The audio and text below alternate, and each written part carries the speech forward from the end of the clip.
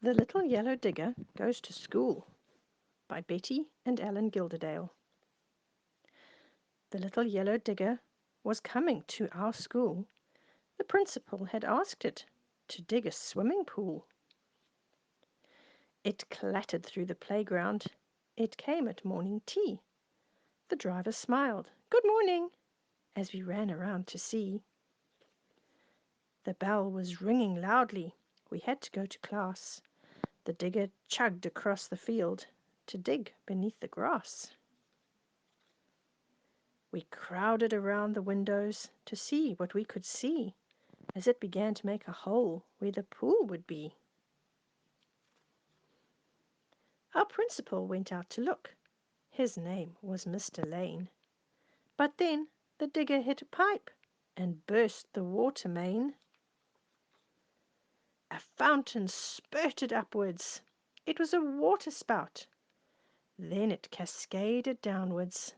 The driver yelled, "Look out!"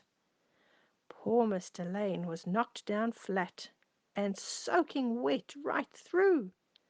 "Look what you've done!" he shouted. "Whatever can we do?" The water went on gushing with a swishing, swishing sound. It quickly made great puddles on the muddy football ground. Just then another teacher rushed out to lend a hand. He slipped and slithered on the mud. He couldn't even stand. The office phoned the council. "Come quickly as you can."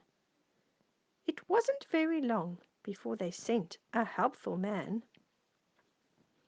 He stopped the gushing fountain once the hydrant had been found, but said there'd be no water in the buildings all around. "The bathrooms will be out of use," said worried Mr. Lane. "I know. We'll picnic on the beach until they've fixed the main." Just then the council truck arrived. The men unpacked their load, but we'd fetched hats and lunches and were marching down the road. Then, while we picnicked on the beach, the digger worked again to help the council workmen repair the broken main. When we returned at 3 o'clock, the water was back on. The digger was still working. The men and truck had gone. Now every time we have a swim in our new swimming pool, we remember how the digger had visited our school. The unexpected picnic, a muddy Mr. Lane.